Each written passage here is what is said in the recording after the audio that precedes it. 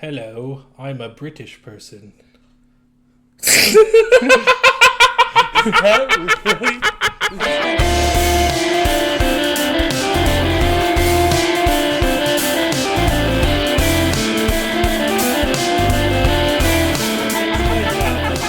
Let me explain. Oh, wait. Okay. Please explain the context. Okay. Because I need for context. I come in and I go, I don't have an intro, and Ian goes, don't worry about it. I got a great one.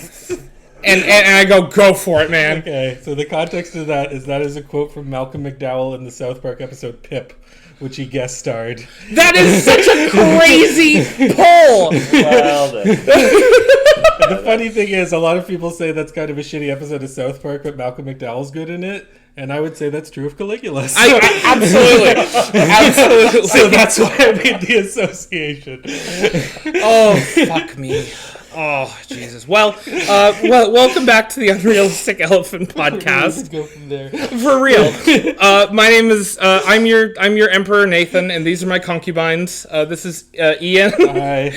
And we have a surprise guest on that we didn't talk about last time. This is Dustin. Hi, nice to meet you guys. Hey. So, I guess we should start why Dustin's here. Yeah, exactly. Why we pulled him in off the streets. Yeah, give me a little context here. Well, what ended up happening is I just came to hang out with Ian, and, well, Ian's like, well, would you like to watch a Roman movie? It's a documentary, basically. And Documentary? Pretty much is what you said. Okay, you said it was about a guy from Rome, and there's some stuff in it, and... Well, by stuff, I thought he meant, just some minor things. Not a bunch of wild sex activity. No. I mean, there was some wild ass stuff in this. Like shit you will not see in regular movies. No, this was a porn before its time, I'll tell you. For real. It really was. There was some interesting crafted porn tools they were using in that movie. Porn tools. I don't know what else to call them. I want to call them toys, but they did not look like toys, man. They look like... You call that sex swing with the blowjob thing. Like, what was that? Yeah, that's what I mean. Like, is that really going to go into a girl? Are you going to tell me There's that? no way. Like, that big... giant horse-looking thing's gonna just slide up in there while she's blowing a dude swinging on another swing. Like, no, it's not. Like, that's more torturous than anything. So from my perspective, what happened was that Dustin came over and I said, hey, I have this movie I want to watch for a podcast. It's supposed to be really bad, so if you want the Switch to go play Fortnite, you can do that. And he's like, oh, well, if I get bored of the movie, I guess I will. And he stayed for the whole thing, so I guess he wasn't bored. Clearly not. I was more curious on if there was going to be a storyline to it. Eventually it comes in. It was sort of there. It was mostly just a porn in my mind. Yeah. I didn't really catch much of a story because it didn't even, like in that one, it didn't describe what Little Boots was. Yeah, exactly. You didn't actually hear the story of Caligula. Yeah, you'd think you should start with that and not just him like frolicking in the forest with his half-naked sister. Which he didn't start with that in the ultimate cut, but anyway. Yes, we will talk about the ultimate cut. Yeah, but the only reason I knew that Little Boots meant Caligula is because I watched the documentary about Caligula beforehand, which was kind of eye-opening, because you kind of learned that this movie, when it was made, was built off of research that was not entirely accurate at the time about Caligula. All this rumors of his insanity, his incest, his tyrannical nature wasn't really what was going on in Rome. It's just that a lot of the sources that were documenting what Caligula was up to were biased because they didn't like him as the emperor. Exactly. So, yeah, in ancient Rome, the people who were keeping track of history would be the people who Caligula was directly fighting against. Yeah. So there's no reason why they would paint him in an unbiased light, you know? It was great when he attacked that weed. I was pretty proud of him. He conquered Britain, he took Britain over on that day. So nobody even knows what happened when he went to Britain, or if he even got there. If he's that could be accurate. I don't know. He came back with all this weed, or whatever it was. It was something. It was papyrus, is what it was. Yeah, papyrus. But okay, so I need to preface, because I've subjected you both to this movie. Neither of you have seen it before. I hadn't seen it before. This is the first time we'd ever watched it. I didn't know how bad it was going to be. Like, I heard it was pornographic. And the thing is, I've been up late at night and on, like, premium TV channels and saw, like, softcore shit. And I'm like, that's what I was expecting. Yeah. I was expecting, like what's it, Emmanuel or something. The one that Roger Ebert mentioned in his review. Like, I've watched those, and it's like, yeah, this is, like, softcore porn. It's just, there's nudity, and the act is happening, but you don't really see anything. This is not that. Like, if the first 5 minutes of this episode have not convinced you that this is not... this is probably the first episode that is going to have to go out with some sort of not safe for work warning, because, like, we are going to be the last. Yeah, for real. And, like, but it is it is, like, insane to see what they put in this fucking movie. And, like, what? Why? Why? well, why? We know why. It's because the porn director the guy from Penthouse Magazine. Penthouse Magazine ended up freaking taking over the film, and he turned it into a Penthouse film. That does make sense. Yeah, but like he ruined it. He destroyed it, and like so many people actually pulled their names off. Oh yeah. Okay, so I do have a lot of this written down as to what exactly went down with the production of Caligula. So go for it, Knowledge Keeper. Yes. So the person who was doing Penthouse Magazine had actually produced a few other movies, he didn't produce them himself, but he put money towards them. Movies like Chinatown, right, and stuff like that. And so he producing in the financial sense. Yeah, exactly. So he wanted to make a movie where he was the producer. Right. This guy, Bob Guccione, I think his name is. Guccione, yeah. Yeah.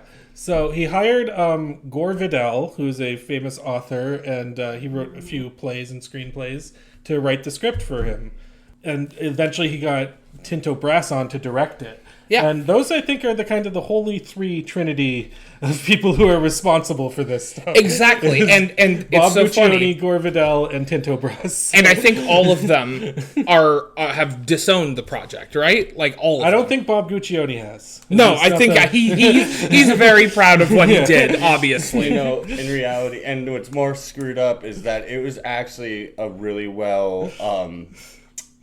what's the word I'm looking? It actually got a good following. Exactly. It made tons of money. It made tons of money. Is my understanding. Yeah, like the box office it made money. Yeah, because it was an infamous film. Yeah, well, you talk about, like, in the media, there's this movie coming out with hardcore pornographic sex in it. It's like, yeah, of course everyone's going to check that out. That's what always happens whenever there's a controversy like this. And it sure happened. A lot of people were disgusted by the movie, mind you, but you're gonna the curiosity killed the cat. Yeah, exactly. And it's still doing it all these years later in 2025 with Dustin and me. I'm destroyed. Like, I'm broken, man. Like, I'll never get my mind off of where I just saw Caligula ram his fist up some dude's ass. Like, damn it! I'm gonna bring that up later, but I have thoughts on the fisting scene. Oh, I have thoughts about it that are never going to be washed from my brain. Me too, buddy. Me too. Oh my god. So I have never seen such a disconnect between a writer, a director, and a producer in my entire life watching movies. Like, so they hire Gore Vidal, and Gore Vidal writes this original screenplay, and you guys are going to like this. It was originally had a lot more gay sex in it. It was going to be a lot more of a gay porno. There was apparently... that was the thing, is like, this is ancient Rome. Yeah. There should be fucking dudes all over the place. There was, though. Yeah, but the camera didn't focus on anything. Yeah, exactly. Well, I saw some dudes blowing other dudes, or what looked like women that had, or there was women that had dicks. That's right. Yeah. Yes, there was. And I'll say, that's great. I like, no joke. Right. Love it. So, it was inclusive. So anyway, Bob Guccione said, hey, there's too much gay sex in this. Rewrite this with more straight sex to make it more mainstream. Which the thought of Bob Guccione trying to make this more Yeah, the thought of him trying to make this more mainstream is kind of funny, but after he got Gore Vidal on board, he hired Danilo Donati to make the sets, and he did a great job. I will say the sets in this movie are fantastic. There is nothing bad to say. Like Tiberius's sex palace, where there's like tiered levels and stuff. Like I was blown away. It's like when we were watching the party, and I was like looking at this house set. It's fucking insane to compare the Caligula to the party, but like the scale of these things, like the amount of money this must have cost, you know? Yeah. So after he got the sets made, he hired Tinto Brass to direct it, and Tinto Brass did not like the script that Gore Vidal wrote, so he said that I'm only going to do this project if you let me rewrite the script. Right. So they got him on for that reason, and then Gore Vidal took his name off of the movie, and that's why in the credits it says adapted by a screenplay by Gore Vidal. Right, rather than saying screenplay by Gore Vidal. And he distanced himself as much from the project as he could, and that was before Bob Guccione did what he did after this. Yeah, exactly. So they shoot it throughout 1976. They come up with a grand total of 90 hours of fucking footage. Which is insane. Yeah. Like, how much of this footage is just fucking? Like, at this point. It was the first 10 minutes, and that's when I asked Ian, I was like, what's the name of the movie again? And he told me, and I looked it up. I was like, no wonder, it's a freaking erotic... I was like... You got so punked, man. I feel so bad for you. I got punked hard. And you can actually see, because when we get to the ultimate cut, it's not like they just reuse scenes from the other one. They just use different cuts and different takes that weren't in the original version, which was an interesting choice, I will say. But anyway, so after Tinto Brass got his hands on it and he started editing the movie, he got about an hour in, and then he got his editing duties taken away from him. Weird. Yeah. I wonder what the Penthouse guy is going to do to my movie. Yeah, so... Actually, that's something David Lynch always said after we worked on Dune. Always have final edit on your movie, because if you don't, the people are going to take it and turn it into something else, which it was not. Which, holy shit, I've never seen.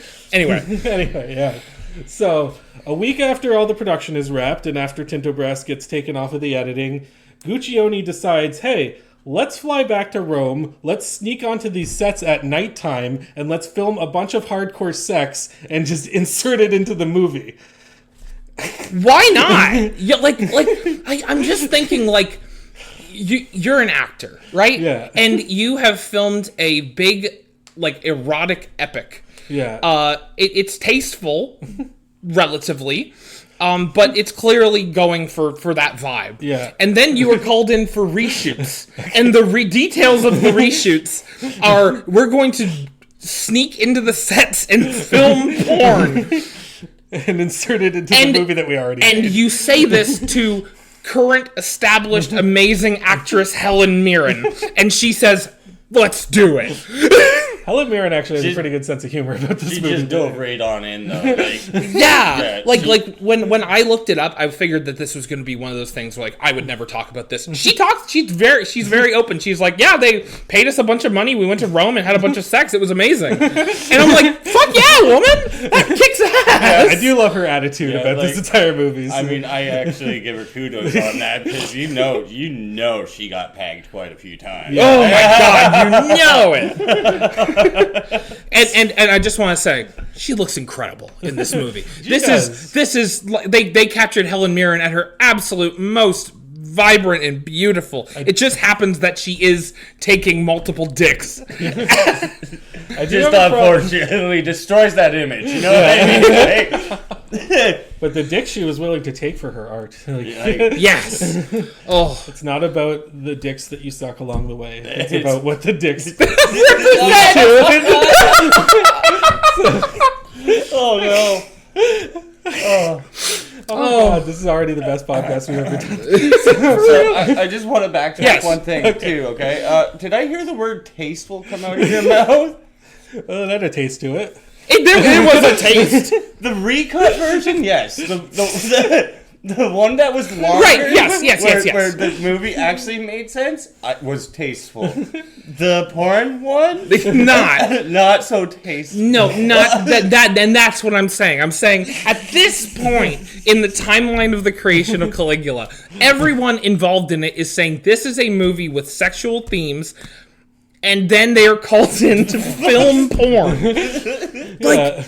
And everyone was just down for it. They must have got paid so much money. Oh, they did. They made a good amount of money. Yeah, for real. That's why. That's where most of the budget went. They doubled production fees just like that. Yeah. Like, it was just like bam, and that was because Buddy'd shooting porn for real behind the other guy's back. I wonder.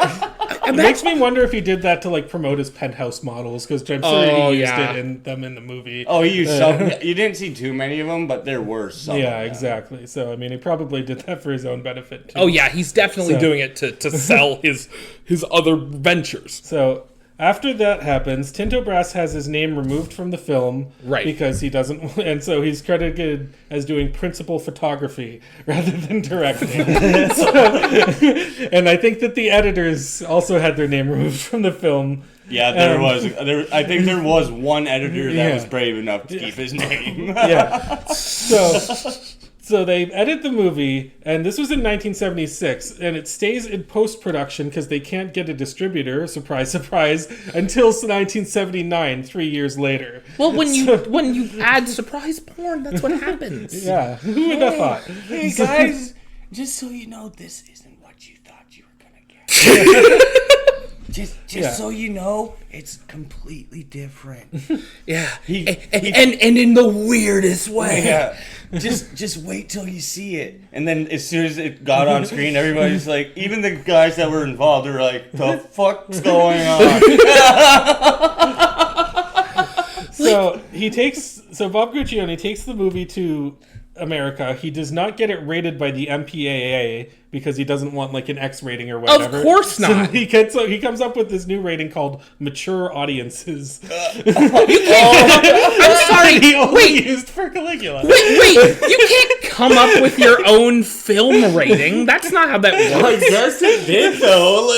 Apparently he got away with mature audiences. It worked. I guess, yeah, mature audiences. Well. But in order to premiere the movie around the world and in more theaters, because it was getting the infamy, he had to come up with different cuts for it for every single region to get it R rating, X rating, whatever the type of rating that he has. And that's why there's like 5 million different cuts of the original Caligula. This is unnecessary. Like, he must have had did he believe in this movie? It's just weird that everyone else made the movie and he just sort of like put porn in it and then like paid for it basically. Yeah. But like, why would you continue to put money into a movie like this where everyone's abandoned it? It's honestly a true story, an inspiring story of perseverance. He did persevere. He did. Yeah. He came out on the other side with the green. You know. Yeah, exactly. Yeah, he made money. Guccione definitely made money. I mean, you hate it or not, you know, like the guy still pulled his trick. Yeah, he got his bag, man. Yeah, he can't. Everybody that pulled their name is all like, oh shit, I guess I should have just stayed with it. Yeah, imagine pulling your name from a movie like this, and it's like, I don't approve of this, and then the movie makes gangbusters, and you are just like, fuck, I could have made gangbusters. The names are the only thing they pulled out of this movie. Anyway,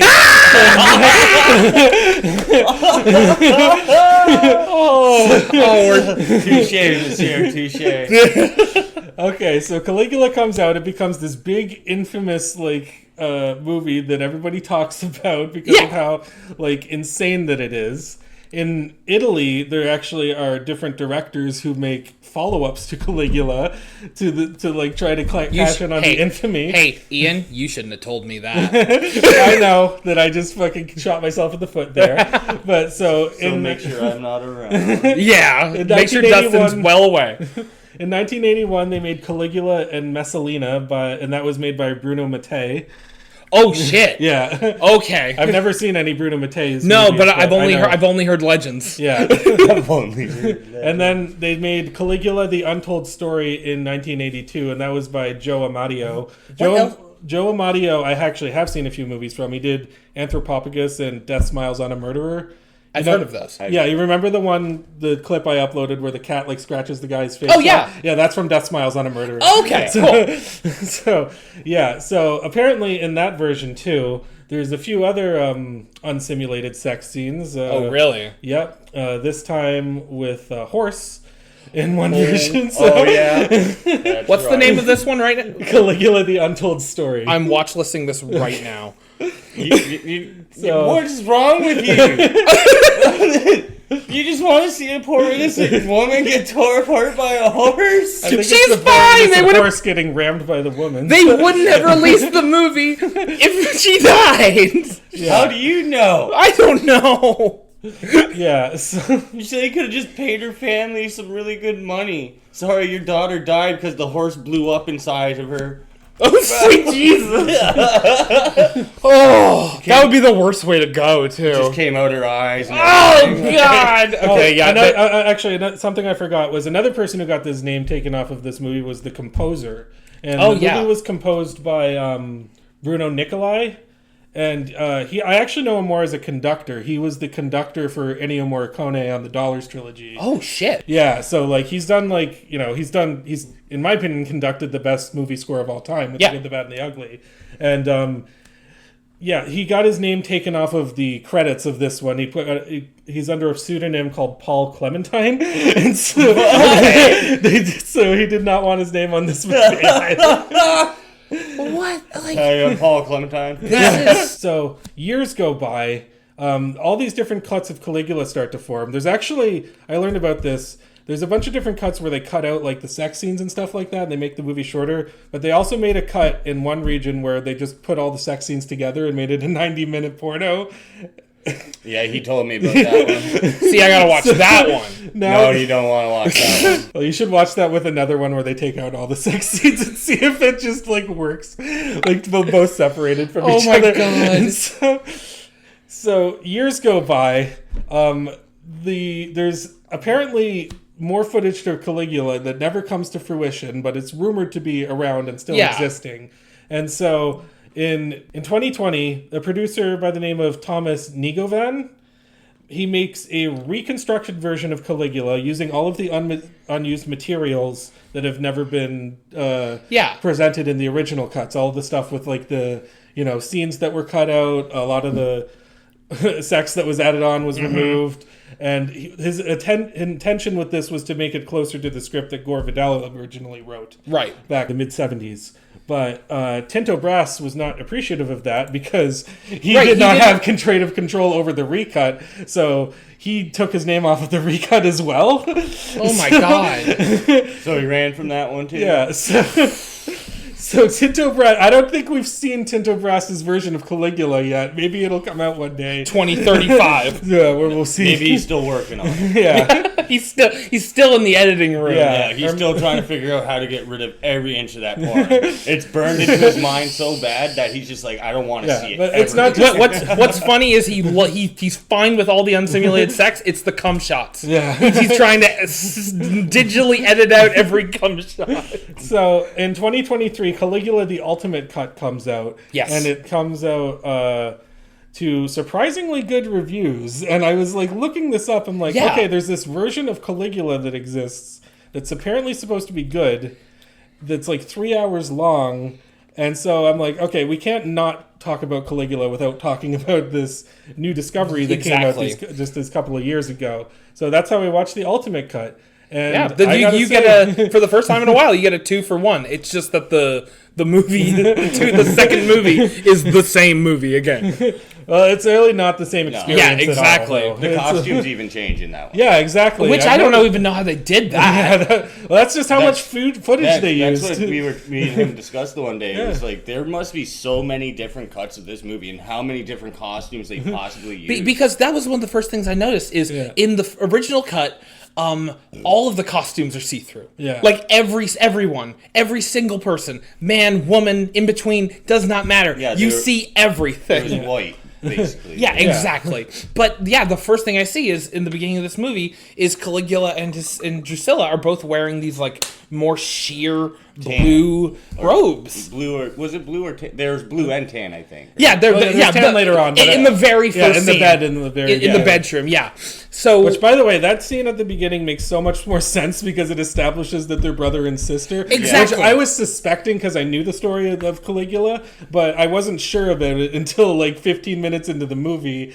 10 minutes of it being sex. Yeah. And then After watching all this porn. It's like, oh yeah, that was my sister too. Yeah, exactly. Yeah. Also, that was my sister. So that was her sister we saw you first bang. We didn't know that. We didn't know that now. Now we know. 15 minutes later. Okay, if Tinto Brass got his way, we would have gotten that later, and we did, thanks to Bob Guccione got his way with Tinto Brass's cut. So learning about Caligula has been one of the most eye-opening experiences I think I've ever had on this podcast. I don't think I've ever been so fascinated by something that we've watched due to like what it was, what it became, how it led up to that, all the inaccuracies of the original person that they're taking, all the different like people who had their names taken off of it, and people who distanced themselves from the project. Like, this is a shit show to end all shit shows. Like, I don't know any movie with as insane of a production history as Caligula that I've ever researched. I would tend to agree. Yeah, like there is so much going on in the background. It's almost, I would say, the story of the production of the movie is better than the original cut and the ultimate cut put together. Like, not even a question.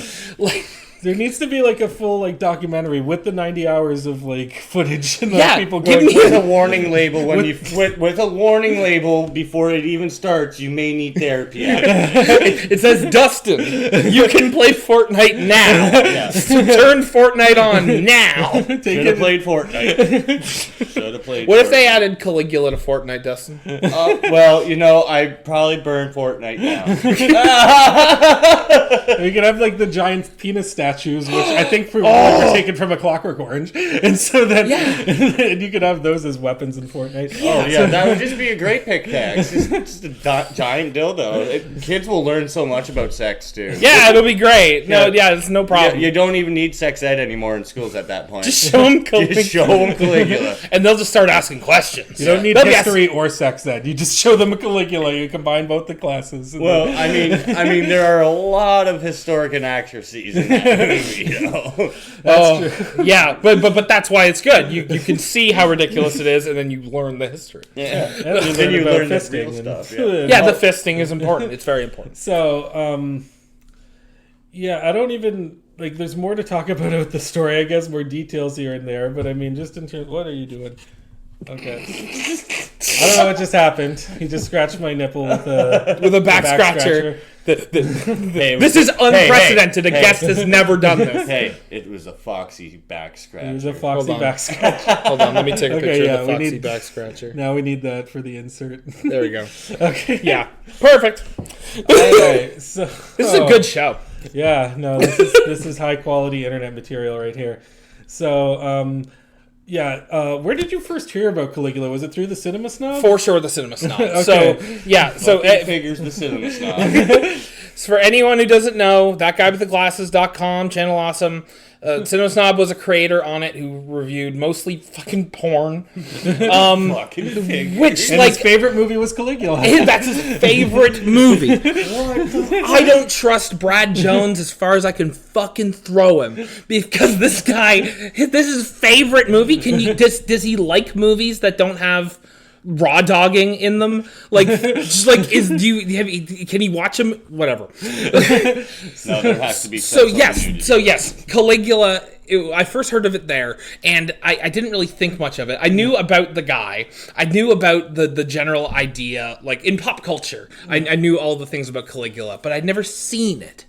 And again, when we were recording our last episode with Danny and Quinn, I was just like, we were trying to choose an episode, and I'm like, I'm gonna go check my watch list and see what I listed last. And the last thing was Caligula. So you can blame me. There's a recency bias. There's a recency bias, yeah. And as soon as he said that, I was like, oh God. Yeah, I knew what I was getting myself into a little bit. Yeah, you people don't even know the face that this man makes. My good friend Ian here is a pretty stoic dude most of the time, but that broke. His Hank Hill facade broke, and he showed a brief stint of agony. Yeah. The Wes Anderson just drained from me. I was no longer deadpan. I feel like I'm still parachuting off the fucking gorge. Still deciding whether to cut the parachute or not.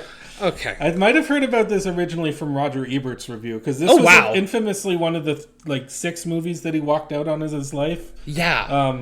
The others, I have them written down. I am not surprised that Roger Ebert couldn't hang. Yeah. So the others I have them written down were The Statue, Jonathan Livingston Seagull, The Brown Bunny, True Loved, and Mediterraneo. I'm not even sure what... I haven't heard of any of those, actually. Yeah, so anyway, Caligula... Did you say True Blood? No, not True Blood. Oh, no, what was Mediterraneo? That's probably... I'm not saying it right. It's an Italian. Mediterraneo. Where are you going? What? You going to the bathroom? Yeah. Oh, don't need to announce it. We've just never had someone get up and go to the bathroom. I have to go to the bathroom. We just cut it out. No, but now we're not cutting it out because it's hilarious. Dustin just went to the bathroom. He's going to the bathroom. This is the best show ever. Oh, this is so good. 31 minutes in, and I feel like I haven't even started talking about the movie yet. Yes. So I'll just explain while Dustin's in the bathroom. That Roger Ebert walked out of this movie after the first 2 hours. Yes. So he actually stuck it out for a while. God bless him. Respect. Yeah, for real, that's a long way to go. Yeah, exactly. And I'm proud of you, Roger. Yeah, good job, Roger. And so he said that there were no scenes of joy or natural pleasure, which I would agree with him on that.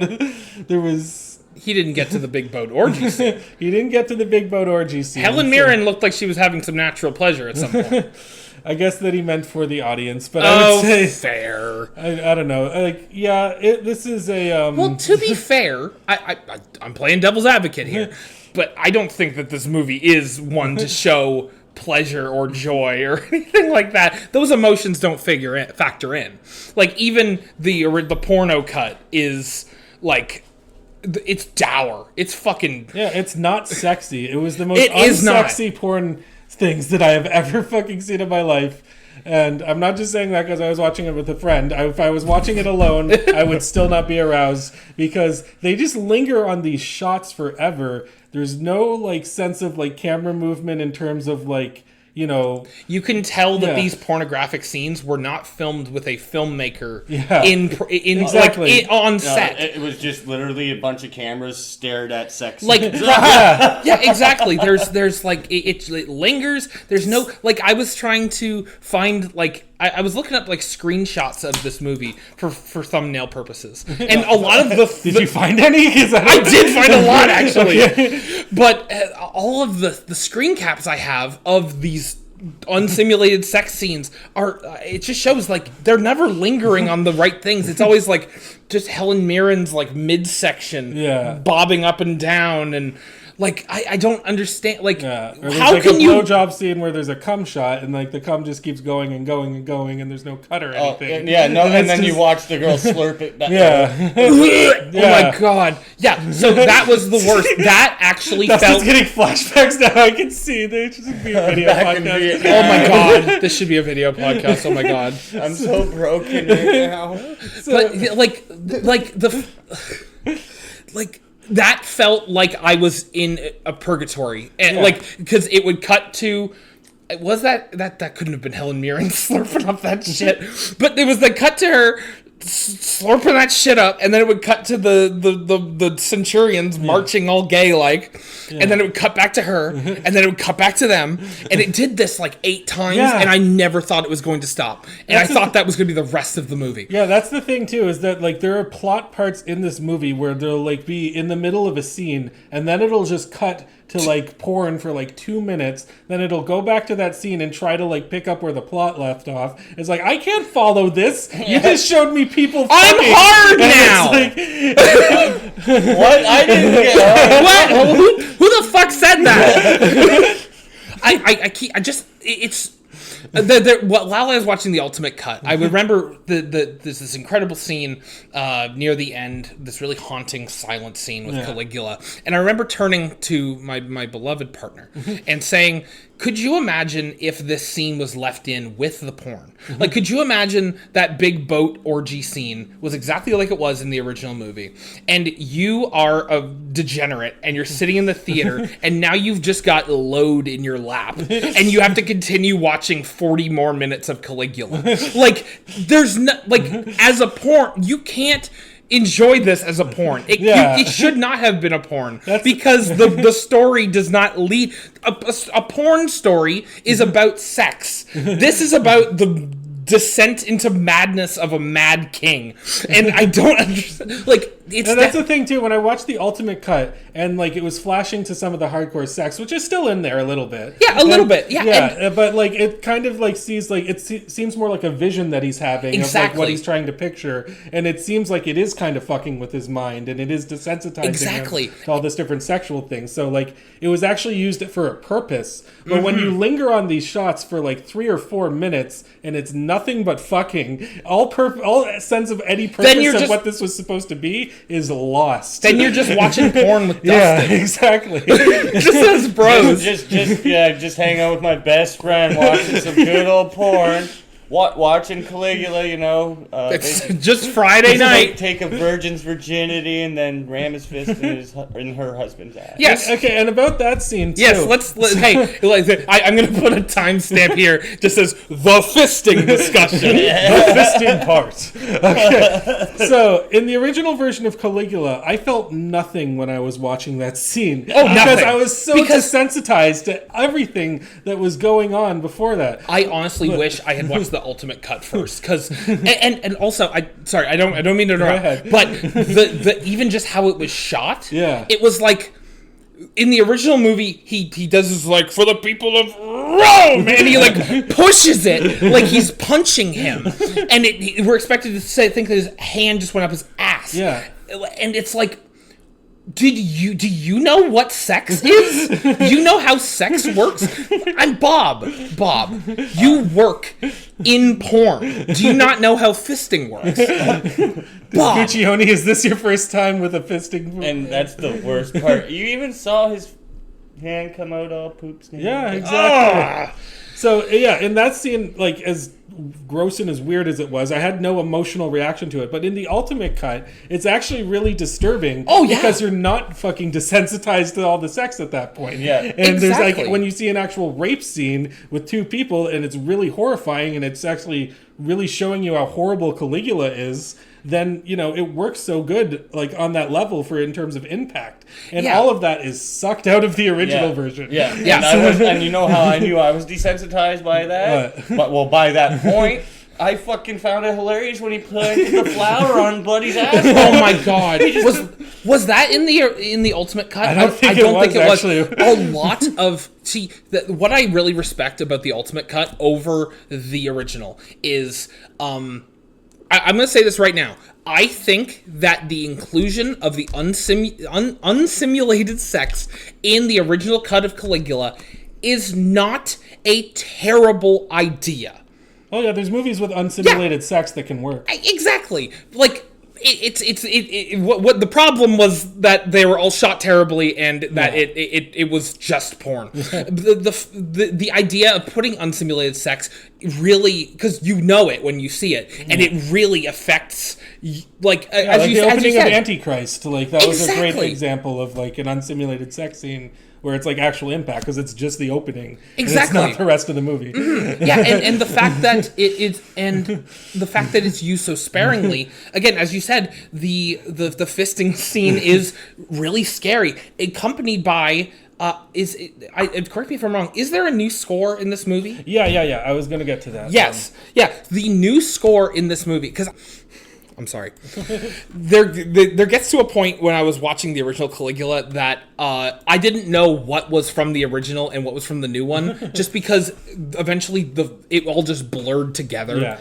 It was just like garbage slop. Yeah. But the rape scene at the wedding is specifically so good because the music now is demonstrating that he is an evil person, and in the original cut, the rape of the wife is meant to titillate, which is disgusting. Yeah. And the rape of the husband is meant to be comic. Yeah. Which is equally disgusting. They have taken out that flower scene. They use. Dustin's just already. I'm being so serious right now. Funny though. The flower. The flower was manure, really it's just funny. Yeah, the one thing that made me laugh the entire time. I like when he said. Well, actually, there was a few things that made me laugh, Yeah. but I'll get to that. But mostly, yeah. But okay, I digress. They used an alternate take for the rape of the husband as well, so that full punch is no longer that. Now it is a realistic depiction. It's no longer an anime, like, Hiya! And yeah, the rape of the wife is severely cut down. Like before, it was a couple of minutes. Now it is like a thrust, and then he's done. Yeah. But you see her like bleeding and everything. Oh yeah, It's it's really graphic, and like that scene I think is exemplary of what they changed and how much they made it better because of how they handle certain things. Yeah. It is handled with way more tact than just making a porno with historical elements. Yeah. So in regards to the score, though, I do want to say that the new score was composed by someone named Trey Sterling. Okay. And I don't think he's composed anything else, or at least I couldn't find any credits of anything else he's composed. Right. But the thing is, I think in isolation, I kind of prefer Bruno Nicolai's score. Just because I like the composition more, but in terms of how it's serving the movie, the new score does a way better job at like building up to these points. Because I actually do really like the score for the original movie. It it wasn't serving anything. It was just played over sex. Yeah, exactly. It's Just over sex. Yeah. No, it was just a porn. Imagine if Beethoven contracted his fucking symphony, and then they just played it through over a porno, and then that's all they associated Beethoven for. the Beethoven, the guy who made the porn music. Yeah, exactly. So the deaf blind guy. yeah. So in terms of unsimulated sex, I was going to bring this up too. So in 1981... There's a lot of unsimulated sex to go over, folks. Buckle in. Yeah, no, hey, if they made us watch this for fucking 90% of the movie, I'm going to talk about it for 90% of the podcast. God damn it. So in 1981, the Brazilian Board of Censors approved the establishment of certain theaters to be made so that they could show movies that had unsimulated sex like this, that weren't in the like Brazilian rating system. And it was for two movies particularly that got like financial seems like a lot to put in for two movies, but okay. But one was Caligula and the other was In the Realm of the Senses. So do you remember me talking about that movie? I do, you So, might have to remind me. Okay, so like that was a movie based on the story of Sada Abe, which Obayashi later did a movie for. Oh, yes. Yeah, and that movie, much like Caligula, it's filled with a bunch of like unsimulated sex from beginning to end, and there's like a story there. I personally, I'm not the biggest fan of the movie. I think Obayashi did a much better job at talking about... Wow, yeah, you would say that. Hey, well, I like The Girl Who Leapt Through Time, the anime version, more than the Obayashi version. Okay, So I there you don't go. automatically like something more because Obayashi made it. It helps. Yeah. Yeah, but the movie was made in Japan, and they made it a French-Japanese production because they couldn't get it made in Japan under the approval of the censors. They went to France because they don't care about how much sex you show in a French movie. So, yeah, and so I will say, even though I'm not the biggest fan of In the Realm of the Senses, at least when I watch that movie, it feels like one cohesive vision from an artist. Right. Where it's like, okay, it's sex, it's trying to tell this story with a lot of sex. I don't think it entirely works, but there's parts of it that work. And Caligula is the worst example, if you compare the two, of how this can go horribly, horribly wrong, because nobody was on the same page about anything. Like, even in something in the realm of the senses, like, you can see that, okay, this movie is the way it is because an artist wanted to make it the way that it was. Oh, yeah. Yeah. This movie, Caligula, is not the way that it is because an artist made it to be an artistic piece. No, it was literally a fucking guy that worked at Penthouse. Yeah, exactly. That's the thing is people often forget, like, people talk about like a director of a movie or a writer of a movie, and very much talk about it like their movie. A movie is a very communal process of creating art. Yeah. A director has a lot of artistic agency, but like a lot of people put things in, like writers, cinematographers, people do like even camera operators. Yeah, exactly. Yeah. Camera operators, makeup artists. There's actors that improvise all the time, on set and stuff like that. Yeah, exactly. It's a team effort when it comes to and the fact of the matter is, there was none of that here. No, this was a movie where everybody seemed to hate each other, and they all wanted to do their own thing. They were hate fucking. Yeah, they were hate fucking. This was revenge porn. Yeah, for real. Tinto Brass and Bob Guccione and fucking Gore Vidal. We're all having a hate orgy. Yeah. It was a hate orgy. And it comes through in Rome. In Rome, of all places. In Rome. So, since I opened this with Malcolm McDowell, let's go back to the acting. Yes. Because the one thing about this movie is that they hired a bunch of, like, really well-known British actors to, like, participate into the project. Yes. And, they got Malcolm McDowell. I think a lot of that was because of A Clockwork Orange. Like, you can definitely see... You can definitely see that what they were trying to do was especially a lot of the close-up shots on the eyes and everything, where it's like it's showing his stare. Especially in the Ultimate version. Yeah. Well, that's the thing, too, is that Malcolm McDowell, when the Ultimate version came out, he said that after all these years, you can finally see one of my best performances, because he felt it was butchered in the original version. It was covered by porn. Yeah, exactly. But that's the thing, though. I actually do think Malcolm McDowell did do a good job in the original version of Caligula, but the character arc didn't make any sense. No. So that it didn't... Because his performance was, it wasn't serving the story the way that it needed to, and the way that it would have if the Ultimate Cut was the one that came out originally. Because they replaced all the character development with porn! Yeah, exactly. Like, you can't... How much of a ship can you replace with porn and it'll still float? Not much. Like, for real. I mean, they did have a boat with... That's a good point. Yeah, they didn't replace, they just used both. So, I mean, in reality here, I guess a boat full of porn kind of... And that boat traveled all over the world and got different countries. And it even conquered Britain. Yeah, they say. By stealing its ferns. There's... Watching the Ultimate version makes me appreciate all of the non-sex in this movie so much more. Yeah. Like, I appreciated it. I bet you did. But, Malcolm McDowell's performance specifically was one of the... I think I gave the original cut a higher score on Letterboxd than you did, specifically because of how good Malcolm McDowell is in every scene. Yeah.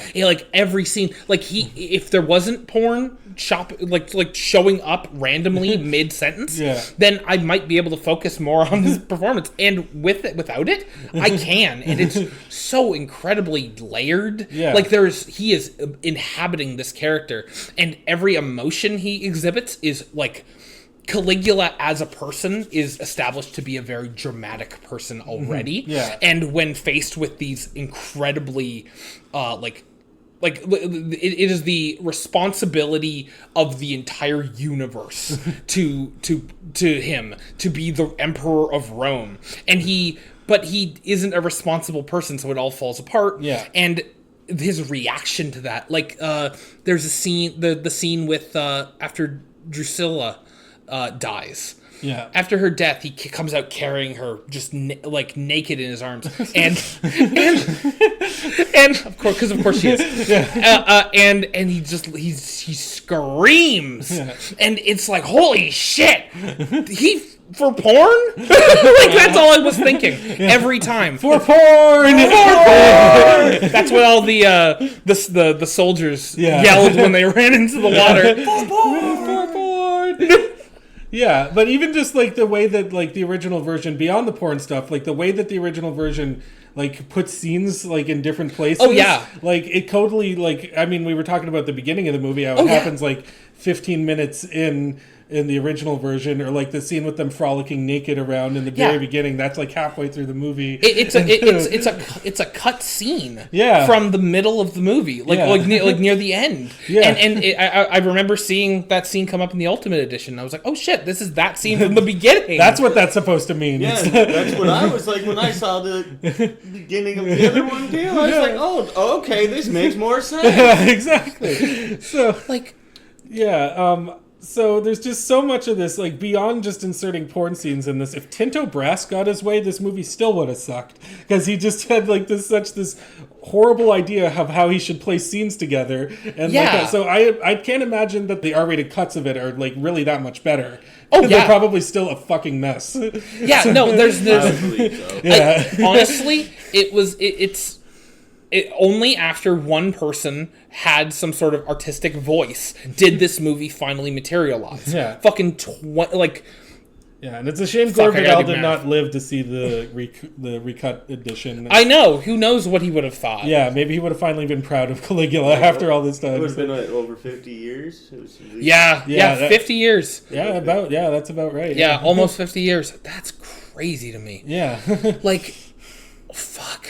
Like that, that 2023 version just did come out like a couple years ago. Yeah, exactly. Yeah, and you can actually, there are certain parts of it where you can tell that it's modernized. Like, example, the opening credits with the cartoon and everything, which I think added a whole lot. Oh too. yeah, and the rotoscope dance. Yeah, exactly. That was so And I heard good. that there was some AI use where they were like using it to like reconstruct the performances of like the actors, which is one case with AI where I'm actually okay with it being used in a project like this, because it's actually to create the original vision again. So yeah, there was my 2 cents on that. Not to get into a discussion of AI in the middle of our porn Caligula discussion. Oh, we wouldn't want to do that. Yeah, this is very important. I don't want to bring up unimportant topics, but I think that AI works best as a tool for filmmakers rather than to take away a job from like when it fades into the background. That's when it's best. Mm-hmm. Jesus fucking Christ. Yo, that was Caligula. This is a shit show. Fuck. You got us talking about Caligula. This is all you, Nathan.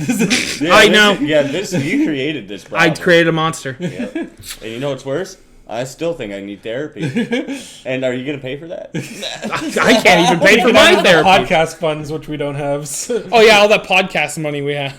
Yeah. We need to start branching out more than that. Who's we?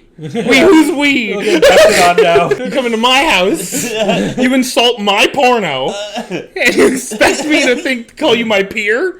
I gave my life. What a sick joke. What a sick joke. I gave my fucking 4 hours or 5 hours of my life to watch this bullshit. It felt like 5 hours. My own porno. What was I thinking? It did feel like 5 hours. You know why, though? Because you can only take so much for so long, and then you had to pause it and go and, like, smoke some weed. And thank God I was smoking weed. I drank. Hey, which he's still doing right now. He has a beer in his hand. Well, because that's how much Caligula's affected him. Yeah. We've turned him into an alcoholic. What's crazy is Dustin has never touched a drink in his life. Not a single drop. Caligula's got me. We actually did start coming up with like a skit idea where somebody watches Caligula and they go insane, and then they actually turn into like an emperor, and then they start to like take over stuff and film. Oh, TM. Call it Caligula 2 and make it a whole movie. Apparently they did make Caligula 2 and 3. No, I'm saying we make Caligula 2. And it is about, yes, Caligula 2, Electric Boogaloo, but all the U's are like the V's. And it's about us, it's about Dustin. And he watches Caligula and turns into Caligula. I'm Caligula. You will go insane, and then Nathan will be there. It's like, yeah, that movie was pretty good. I give it like a 2 out of 5. It was okay. So... Yeah, what are we even talking about? I don't remember anymore. Oh, well, this is what it's like watching Caligula. This is the fucking stream of consciousness that we're having right now. Yeah. It just goes off in these different directions so we could talk about porn, and then we get back to what we were talking about originally. So exactly. It's just like Caligula. So just hang tight, folks. Eventually you'll get what you need. So going back to the actors, Peter O'Toole's in this movie. He was, I think, in the first, 40 minutes of the original Caligula. He was my favorite part. Oh, yeah. Because he was hilarious. The way he was, screaming and everything in that fucking pool that he goes to, which was... My fishies! Yeah, my fishies! Oh, fishies. Peter O'Toole looks like the skin is actively falling off of his face. Yeah, they did a really good job with the makeup department, and then he looks fucking sickly. Yeah. I thought he was dead. You were just dead. I thought he was just a walking zombie, man. Yeah. Oh yeah, so Peter O'Toole, there was, and there's a lot of really funny lines from Malcolm McDowell too. It's yes. I remember one part when he was going to marry a woman who was already in a relationship with her husband, and then afterwards her husband is arrested for something that he did, and I think that he's killed, and then Malcolm McDowell comes out and is like, at least now she doesn't need to get a divorce. Yeah, there was funny lines like that. Yeah, exactly. It's incredible. There was a lot of funny, especially after watching the Ultimate Cut. There's a lot of there was a. Longinus and the captain of the guard are watching him from afar, and Caligula's doing stuff, and then he sees them and waves, and Longinus is like, oh no, he's waving at us, wave back. It's like, oh my god, that felt like a Marvel cynical joke. It was weird. It took me off guard. Waving at us. Caligula's right behind me, isn't he? And that's the guy who gets fisted. I also really like the scene when the guy cuts his wrists and he's lying in the pool of water. Yeah. And then Caligula comes up to him and he's talking about his sister. He's like, "Hey, did you see her?" "No." "Are you sure?" "Are you sure?" It's when he's asking if he sees Iris. Iris, yeah. Iris, oh yeah, that was it. They cut all that out too. Yeah, exactly. All the scenes of him, there's multiple scenes of him whenever someone's dying, come up to them what's it like? What do you see? Yeah, exactly. And it's why, I never knew why he did that. Yeah, they never got to it. It never explained it. And it does. And it's because of his obsession with knowing what's on the other side. I guess. I don't... That's what I got from that, because it's either that or he wants to know if you actually see the goddess. Yeah, exactly. There's so much that isn't fleshed out in the original that it leaves so many questions. What am I supposed to take away from this? So there's one scene, I think this is later on in the movie, close to the end, where in the original version, he's just having dinner, and then he's there's some people crawling up to him naked, and he's just crawl, crawl, crawl, and you have no idea what the fuck that's about. Exactly. It's completely out of context from a cut scene. Yeah, and then in the Ultimate version, you see that he's kind of playing around with them, but he's progressively getting crazier and more demanding and evil with his demands, and there's he's playing there's an actual build up in that scene to him going crawl, crawl, crawl, and them all listening to him. Yeah. But in the original version, it's just what the fuck is this? I don't know why you would cut out such good shit. Yeah, because that was one thing, because I think in the original version, he's just they're all just sheep. And then it's what is the fuck? Yeah, bah, bah. He starts doing that. It's if you don't show the build-up where they're already listening to your crazy commands, then you're not going to understand why he's calling them sheep. Yeah. It doesn't make any sense. That's the thing is I thought they were just sheep because they were banging. That would have been a fair assumption. They're all sheep in this movie. Yeah. Or they're more like rabbits, I guess. Yeah. Yeah, that's true. The thing is, in the last half of this movie, when you compare the original and the Ultimate Cut, it is the beginning of the Ultimate Cut is roughly about the same, with better takes, better editing, better things are just put in the right place better, I think. Yeah. Things are better aligned, and all of the porn is taken out of good again. And then after I would say after Drusilla dies, they start adding in all these new additional scenes. Like, I didn't even remember Caligula's like deaf mute friend that he met. Like, there is a scene where he meets him and they do like the little ring trick or whatever, the sleight of hand. It was a nice little. That was in the original. It was a nice little like character moment, I guess. But I guess I'm really trying giving it enough credit, giving it all the credit you can. I gotta. But yeah, and then this character keeps appearing, and I never even noticed him in the original cut because again I was so distracted by the nut sacks and the labia majora. Like I can't focus on anything. But now that there's this little character, and I loved this character after he was introduced. There's this amazing scene where Caligula's alone in the Citadel, and he's just sort of staring off into space, the madness in his eyes, and you watch this deaf mute friend that he has now he copies the emotions of everyone around him, and as he's doing that, it cuts to like a wide shot, and you see him just standing, just like Caligula. It's like this obsession is me, and it also comes into the fact of everybody in Rome will just do whatever he says, and he hates that and even the person that he trusts the most. That is something that was true about the original Caligula. That he hated obsequious Oh people. yes. So that is one thing that they actually got right out of all the things they got wrong. Yeah, absolutely. And he hated that, and it shows that the only person he can trust in quotes is doing that too. Like he has no friends, no family.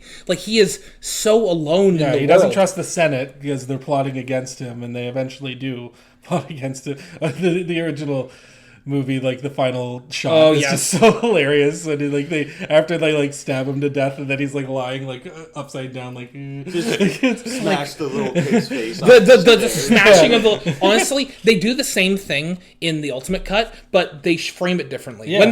When they smash the kid in the original, there's this jump zoom, this snap zoom, and I barely even understood what happened. But there's in the got thrown face first. I know, but then in the background though, like you could see it, but like it was not focused. The thing is too is that if you weren't able to tell, that body that was supposed to be the kid's body was like the size of an adult. Yeah, it was. And even the death scene was done better. Like it felt like an afterthought in the original cut. Yeah. And like legit, they kill him, and there's no they don't dwell on it at all. They just throw the crown on Claudius, which is still kind of true. That part's still a little bit rushed in the Ultimate Cut, I felt. It is, but I feel like even though it was rushed, I felt like it delivered a lot better, and that might have just been because Caligula as a character was better fleshed out. Oh, that's definitely the reason. And by the end of the original cut of Caligula, you hate Caligula. Yeah, he is irredeemable because they've cut out every bit of humanity from him. Yeah, because we now have all of these new scenes and new plot points being introduced. The Ultimate Cut still makes him evil, but it makes you sympathetic. Like, exactly. It makes him a tragic kind of figure. Caligula's not a good guy. He's still terrible, but you understand. You can empathize with why he is falling like this. It is just this. It's the same reason why Tiberius talks about is he can't trust anybody, and the people are all swine, and they will always plot against you. And he was right. Yeah, and that's the worst part is this it's very nihilistic by the end of it, and it's a very dour movie. And it again, why did you put porn in this sad movie? Like I don't get it. It's like it's got like the vibes of Downfall, and you wanted to put like. And again, it's like it's not even that like having sex in the movie would necessarily be a bad thing. I mean, a lot of my favorite movies are highly sexual, like The Handmaiden. Is one of my favorite movies. But I mean, again, it's for a purpose, and it's like it's not. The Handmaiden isn't just a porno. Although you can probably find scenes of it on porn websites. I mean, it's not just a porno. I personally found Caligula posted entirely on a porn website, and that's where I casted it up to my TV. I bet you did. I wonder if they have the 90-minute porn cut on there too. They probably do. I'll check it out and I'll review it. I'll let you know how it is. Okay. Yeah, because I'm not reviewing that one, I don't think. No, I don't think so. I think I've had enough Caligula for my entire life. I would love to learn more about the production, but I don't think I have to watch either of these movies again for a very long time. Yeah, well, that's the thing too. Is like the ultimate cut. It is a lot better. It's not a perfect movie. There are some things that are like still kind of weird about it. But I mean, it's still like I would say a decent movie. It's it's a little bit too long at 3 hours. It's a little. It didn't feel that long. The first one felt way long. The first one felt way longer. Yeah, it did. Men in Black Flash. That's what I yeah. You need like a Men in Black. Yeah, erase my memory, please. Yeah. So yeah, but yeah, this is, I guess, and another thing you were saying about the different cuts they were using, like, you got so much more out of the sets in the like, ultimate cut. Like, the way that they would have, like, a wide shot and zoom out. I remember there's one scene in the original where Tiberius is, like, walking up the stairs. I was going to bring that up! And then, like, the girl drinks the poison, and then she dies. Like, you know what scene I'm talking about, right? Yeah. In the original, it's just, like, close-up shot, and then it's, like, weird angles and stuff like that. In this scene, you get, like, the full zoom out of the entire set, and it zooms in, you get, like, a new aerial shot. There was shots in this movie where it's like, I didn't know that was where they filmed that. Yeah. I didn't know that was on that same set. Yeah. Like, why hide this stuff? Like, it's just so strange that... They were focused on the porn. Bob Guccione was, anyway. Did Bob Guccione... Like, I just... Billionaires need to understand that, like, you have some sort of mental illness if you sneak into a film set that looks like that and say, we gotta film a porn here badly. Like, and put it in the movie we already filmed. That you already filmed here and then cut around. Like, it really felt like the creators or the people in charge of creating this movie were trying to make it horrible. And it didn't have to be. Because the ultimate cut, what's left, is really... Like, there's some really haunting moments in this. Stuff that I've been thinking about. Yeah, exactly. And again, it's not perfect, but, like, it's about as perfect as a movie is going to be when it was a porn, and then you turned it not into a porn. Yeah, exactly. That's a good way of putting it. Yeah, now it's actually more of, like, an erotic. Yeah, it's an erotica. Erotic, historic drama. Yes. And you know what? Even the sex scenes, they were... like more erotic in the ultimate cut because you weren't desensitized by them. And like there was actually it was sexier by being with less sex. If that makes any sense. There's legit a scene the scene where Caligula he thinks he sees Germellis and he goes crazy and he runs around in the rain naked. And then both his wife and his sister both sort of like there is a sex scene between them after, and it is so much more. It is exactly what they wanted in the original cut, but could not get because they fed it to you slowly. Yeah, you know, like it gave the exacted desired effect. It was emotional and it was attractive. I would say, like I wasn't disgusted at any given moment. Like, it's a shame that the movie had to come out like that, but I'm really glad that a cut like this came out and I'm glad that it came. I bet you aren't glad, Dustin, but I'm glad I chose this because I don't think I ever would have heard of that. The first time I get to be part of this, and it's to do with something that literally mentally destroyed me. This was supposed to be my debut. This was supposed to be fun. No, I'm a star! I wanted to be a star.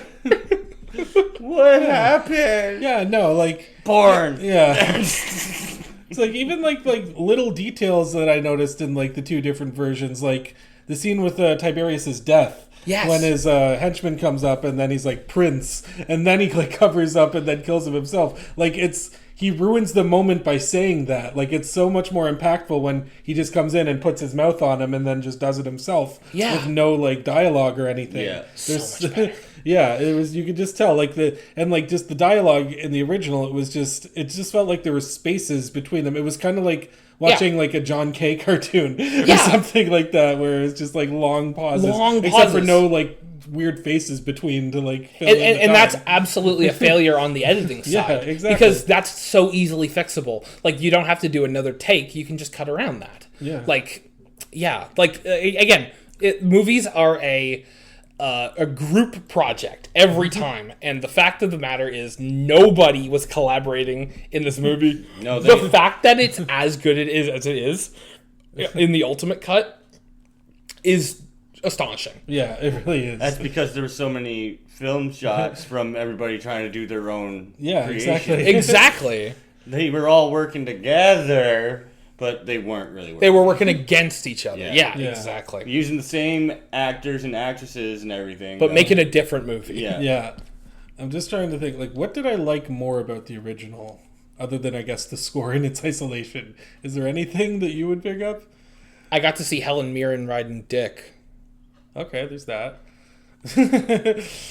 I will definitely Again, say... that's more of an isolation thing, because it didn't really work in the movie, but...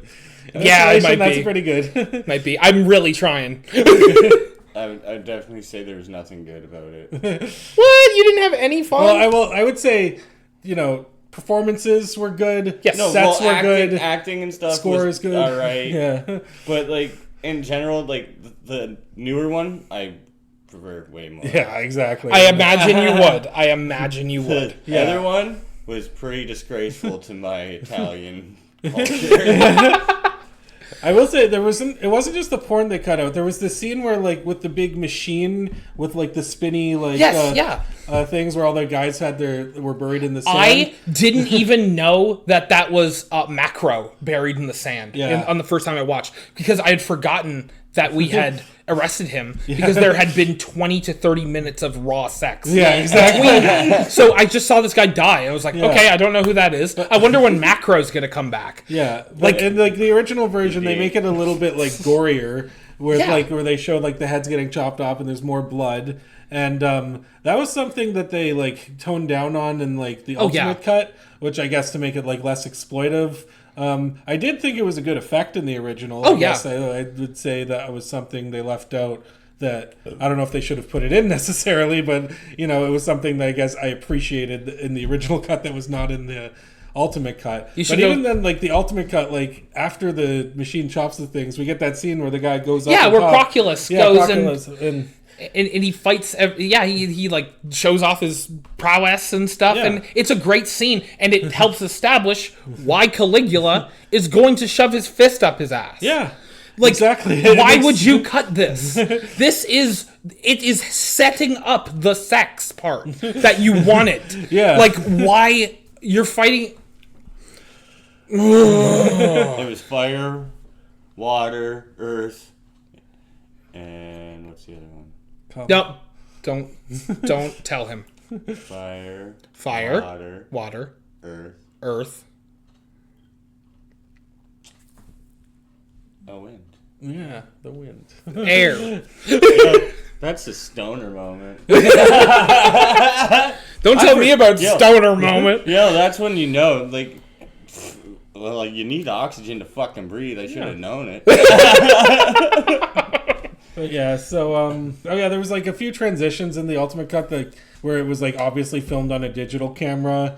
And I felt that was a little bit jarring and weird, and like it's like do what you got to do to get to get things to work, but it is a little jarring. Yeah, so I mean, like, there is stuff like that, but I mean, I at least understand the reason that they put that in to try to, like, make a transition like exactly, that. Yeah. And there's just I think I have a lot of notes just of things I was, like, doing, and like my notes for, like, the first movie are just kind of like, what the fuck, and then the notes for the second movie are like, oh, this is pretty good. It's crazy. It's It's like smoking like DMT versus enjoying a joint with your friends. Yeah. Like that, it is such a difference, and it's the same movie.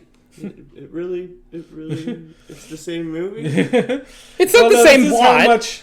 This just shows you how much like an edit. Hard. And like, yeah, this just shows you how much an edit can change what the experience of a movie is. And that's something like, we always talk about like directors and actors and writers and stuff like that. I think editors are a huge essential part of filmmaking that don't get enough credit. And I think when you watch Caligula, you'll see why they're so important and why they're so, or when you watch these two cuts and compare the two, you'll see why it's important that the editors have like a huge part in playing this. I think it's really important to watch both of these. Yeah. If you're going to watch Caligula, do not just stop at the original version.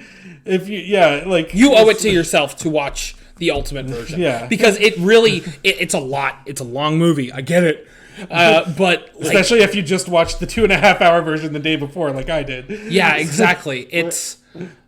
I would tell them at least be warned. Yeah, exactly. Be warned. Don't be like me. Don't watch it in front of children. Watch it with your whole family. Just watch it with your grandma. The whole fam jam.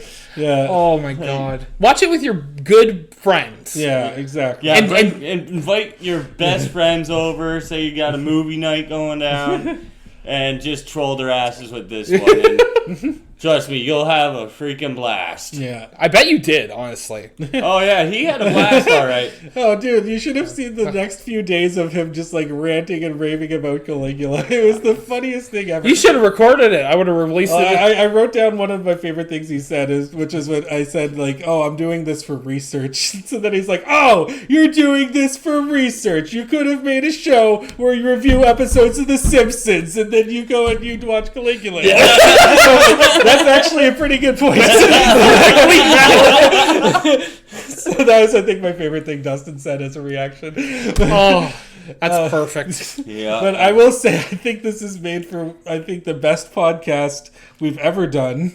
I say that all the time. I say that, I'm like, that was the best one we've ever done. I'm not usually the one saying it, and to this day, I am saying it, because this is just the funniest fucking discussion I've ever had in my life. I still can't believe you got me, man. Like, you fucking bamboozled them. Yeah, I got caught in a trap I didn't know I was getting. It was like a Black Widow situation, you know? He got me all content. There's food, snacks. And, he brought food. Yeah. That's how he would get me too. Yeah, so like it was just one of, and I had beer, so yeah, agreeable. You know, and then you were vulnerable. I was, and he took advantage. Yeah, and made me watch a porn, just like Caligula. Yeah, this is how it was all. I said I was the emperor at the beginning. It turns out it was you the whole time. Hail Caesar, and all that, you know. So I would say, like, I will say this: if you're a fan of like film history and you're a fan of just learning about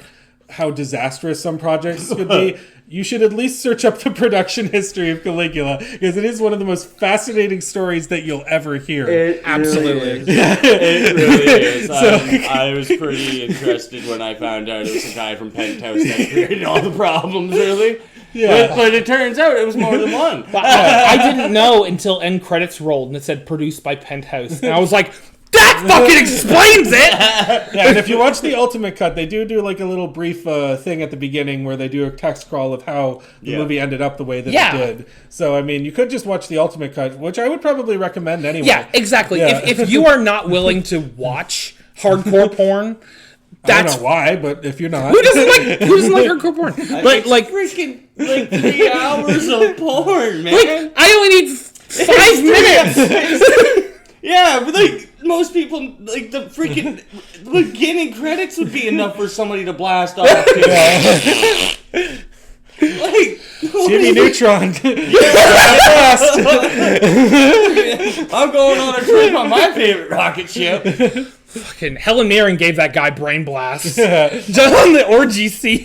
Yeah. She fucking was riding his face. I think Helen Mirren described the movie as an irresistible merge of art and genitals. That's incredible. I just love Helen Mirren's fucking reaction to you know what? I'll say it again. This is pie in the sky. Yeah. I will watch this movie again, but only if we can have Helen Mirren on the show to ask her about it. That is the only time. So my recommendation would be, so I watched a YouTube documentary about Caligula before this. I would recommend Caligula, Rome's Most Maligned Emperor, because it is actually an interesting story finding about the original Caligula. And I would recommend Caligula, the Ultimate Cut. And I would recommend going up and looking up interviews of Helen Mirren talking about the original Caligula. That is pretty good, yeah. The only thing I do not recommend is the original cut of Caligula. I really don't recommend it. Unless you are morbidly curious. Yeah. Or willing to let the curiosity kill the cat. Yeah, and literally, you're talking to a guy where curiosity killed the cat.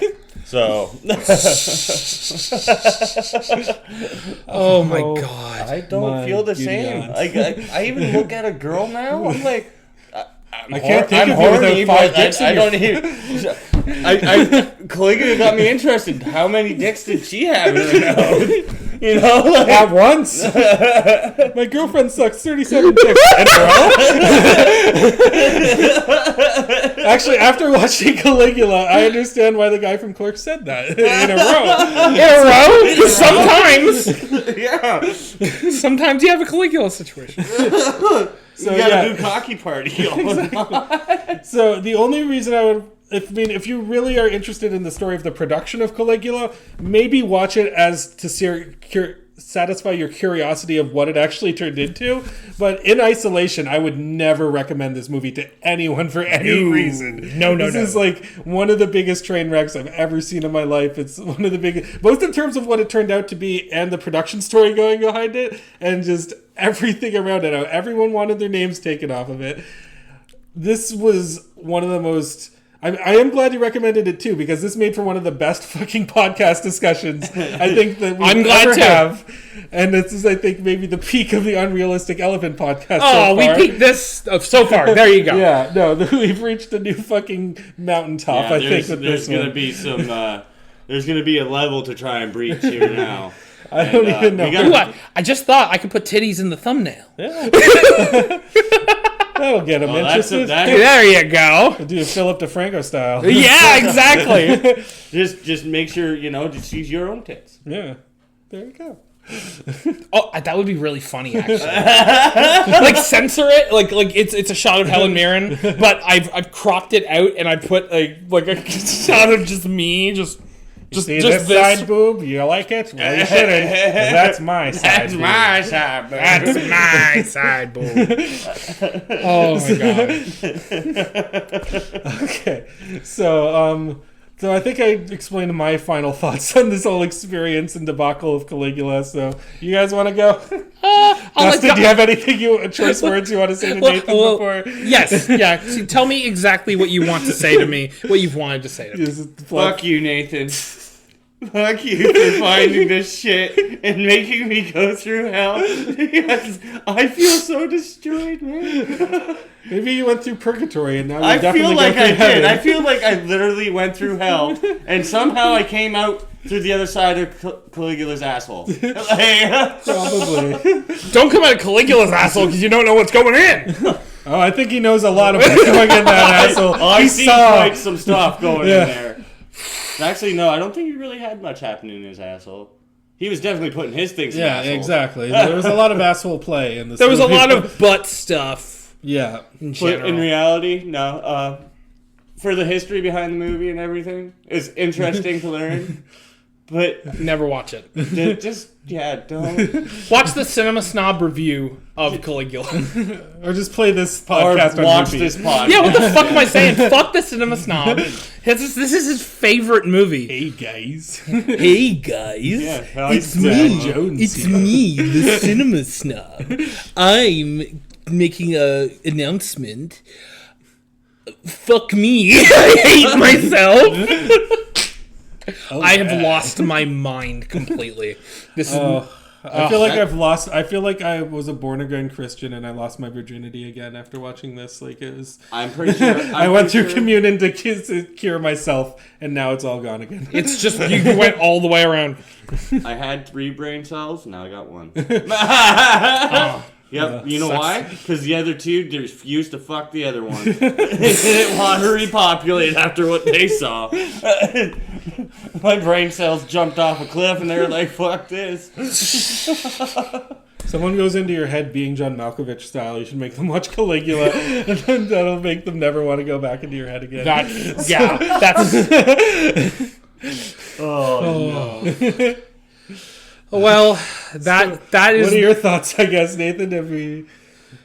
Great movie, 5 stars. All right. Recommend it to your family, your nephews. Recommend it to your nephew, your grandchildren, your pastor, your youth I would group definitely leader. show a priest this. Yeah. I would let... It'd be like, help. What do I do? What do I do with this? Is this appropriate? Is this appropriate to show at Sunday school? They show it in a church basement, just like John Waters did. Oh yeah, that's another thing. After I finished this movie, and he was like ranting and raving, I was like, "Hey, let me tell you about another movie I watched called Pink Flamingos." Oh, yeah. And so we got about 5 minutes into that discussion, and then he just started tuning me out. Oh, but listen, Pink Flamingos is so much better. Than Pink Flamingos is hilarious. Pink Flamingos is hilarious, and there's no. No, I was going to say there's no real sexual acts in that movie. No, because he was eating a chicken, and I started telling him about the chicken scene, and then oh God! Oh, that's a horrible time to tell someone about the chicken scene. I didn't even get to like the shit eating yet, which is also in that movie. That's just fantastic. Yeah. So next podcast, Dustin's gonna come on. We're gonna watch Pink Flamingos, and then the next time I'm gonna be on, we'll watch the Pink Panther, and it's gonna be the Pink Panther porno. I would love still that. Might be better than the Steve Martin version. Poor Steve Martin. Poor Steve. Yeah. He didn't deserve that. No, he didn't. Umburger. I watched that in a hotel room when I was a child, and it was one of the few times as a child I was like, this isn't a good movie. You know, like as a kid, you just watch whatever. Kind of accept everything, and then Pink Panther, Steve Martin version was one of those like, nope. Not happening. I want it. Imagine if you watched Caligula as a kid, how earlier you would realize this. Well, I think maybe I'd be a better lover. This would be, if I watched this at like 13, this would be my favorite movie and nobody would know it. Just has the stash of fucking like collection of Caligula materials under his bed. Like 5 Caligula DVDs. Fucking. I'm watching 5 at once. A dildo used from the set. Like. This was in Helen Mirren. This was in Helen Mirren. The freaking the little thing that spun around that slapped the girl's clit. Like they just spun the wheel. She was just sitting there. And the ancient Romans were so incredibly gifted with engineering knowledge. Apparently, you know, and apparently it was mostly sex toys. Yeah. Who knew? They didn't think to use it for like weapons or well, maybe infrastructure. Maybe they shoved things up the other male soldiers' asses that they were fighting. Like that would I would not be expecting that if I was the enemy commander. You know, yeah. I mean, you know, the enemy commander would be getting a surprise. Like, hey, you just lost. Here's your fucking surprise. Shove your helmet up your ass. Dildo up his ass. Well, even the stuff with, like, the war stuff, though, in the Ultimate Cut, it made so much more sense why he was going to war and, like, what his, like, mind thought, his process was when he was moving from It just felt like he was crazy. In this, it feels spiteful. Yeah, exactly. So that's kind of the big... And, but I still feel sorry for that weed. I don't think that Godspeed that weed. I watched that grass fight for its life, and my God. Yeah, well, actually, I'll use another Roger Ebert quote to describe the original Caligula. If you multiply the runtime of the movie with the amount of people who actually saw it, you have years taken from the human race, gone forever. Yeah, for real. And I am part of that calculation now. It's still going up. Look at that, boys. Look what we did. We're continuing the trend of this fucking movie surviving. Yeah, all these years later. Yeah. Stretch my legs. 6. Yeah, Okay, there goes yeah. Dustin. We're gonna finish it up Yeah, anyway. I think we're done with the Caligula talk. We've been talking about this for an hour and a half. Yeah, you And go. what an You hour go and a have a half. smoke or something. You've done good, Dustin. Did I do good? You did amazing. Yeah, you Did you fucking hear sat that, through the everybody? movie. I did good. You sat through this, and okay, it's not like you didn't complain, but you You complained in a funny way. Yeah, exactly. It was mildly comedic. Yeah. Minus the fact that I will never probably be able to jerk off again. Okay. With rehabilitation, you could jerk off one day. I'm gonna definitely go to therapy. Yeah, we're gonna go to masturbation therapy. No, I'm gonna start off with blowjob therapy. I think that will help. Okay. That would help me too. It's a good trajectory. All right. Well, Dustin's walking out, so say bye, Dustin. Bye, everybody. He hurt himself on the way out. Yeah. He's just not having a smoke. He's actually Don't with us worry. in spirit. He's He's still with us in spirit. yeah. It's not like he walked out of the podcast. Although I was kind of half expecting that. So Yeah, I'm surprised he was here the whole time. yeah. So Well, this is the end of the discussion, which means it's time to set up our next episode. yeah. Do you have something for me? I do, and I decided I had a bunch of different ideas of something that I could use to counterbalance this. Okay. But I honestly don't really want to get into something super sexual right now or Fair. something really graphic. I just want to. Okay, well, if you were going to counterbalance it, you'd want to choose something that's like cornflakes, like the least sexual Yeah, thing. but I mean, just get into something that a spite recommendation. Fair. Make a spite store, and so I was like looking through what types of movies have we not done yet on Yeah. the podcast, and I think we haven't really done a documentary. I mean, we've done like pseudo documentaries, like Like Punishment Park, but we haven't really done like a real documentary. Okay. So I figured, you know what, I'm going to recommend a movie I saw a few years ago from 2020 called Feels Good Man. It's about Pepe the Frog. Oh, I know about this one. Yeah. Oh, I'm really excited for Yeah. this because I have a lot to say about Pepe the Frog, actually. Awesome. All right, well, I picked a Perfect. good one. So hopefully Pepe the Frog, and that was a pretty big disaster too, which we're going to learn about during Feels Good Man, where how that fucking character got perverted. But anyway, we'll save that to next time because I think it's going to be a great discussion too. But yeah, do you have anything else to add for this Caligula? I'm sorry. I'm sorry. That's what I have. I'm sorry. I'm not 100% sorry, but I am sorry. I didn't know it was going to be that bad, but I'm glad we still watched it. Yeah. Because this is an amazing episode. I think everyone will agree. Yeah. Yeah. Finish your food. Eat! I love that line. Eat! All right, well, that's going to do it for this wonderful episode of the Unrealistic Elephant Podcast. How the fuck are we ever going to top this? Like, we got to... Oh, it's all downhill from here, folks. Yeah, this would have been a good, like, last hurrah for this podcast for the day that we finally wrap it up. But we're going to keep going, talk about Pepe the Frog, talk about Feels Good Man, and a bunch of other movies. So... Until we're dead. Until we're dead, probably, yeah. Until one of us dies, at least. Probably from Caligula exposure. So, Dustin's looking at us through the window. We should yeah, probably he's actually go. like I think- yelling I like think- a I think- banshee. I Here, think- open it and just get him to sign off. Yeah, So yeah. open the door. Oh, open the door. Give us something to sign off. Yeah. Sign off with? Yeah, just Yeah. say something that... Say something funny. Alright. I need mental therapy. That'll That work. was pretty funny. All right. Well, thanks so much for listening, guys. And yeah, we'll see you next time. Yeah, feel good, man. Feel good. Adios. Bye.